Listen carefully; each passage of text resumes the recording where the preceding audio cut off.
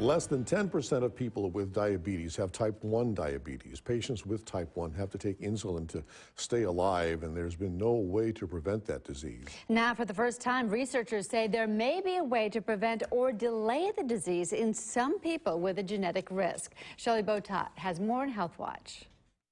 An old drug to treat blood pressure might hold the power to preventing or delaying type 1 diabetes in those at risk.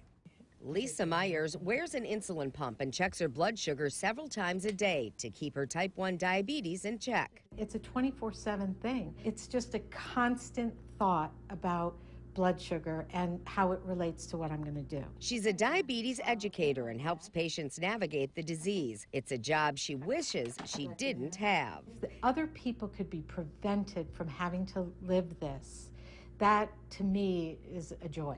Dr. Erin Michaels says doctors are better than ever at predicting who will develop type 1 diabetes. If a disease can be predicted, it really should be prevented. About 60% of patients have a gene called HLA-DQ8. In a years-long search for a way to block that gene, Dr. Michaels found promise in an unlikely place, a decade-old blood pressure drug called methyldopa. It blocked DQ8, it blocked its function. That means the drug could delay the diagnosis or even prevent it altogether. If the research pans out in bigger trials, it will be a major milestone. Living with diabetes it's a lot of work, and it's a lot of work that doesn't go away. For Dr. Michaels, it's personal. He's been living with type 1 diabetes for 26 years.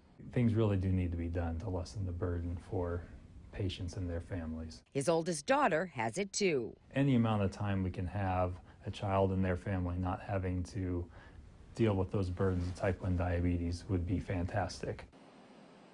People with the DQ8 gene are about 10 times more likely to develop type 1 diabetes. And that's your Health Watch. I'm Shelley Botat, Local 5 News.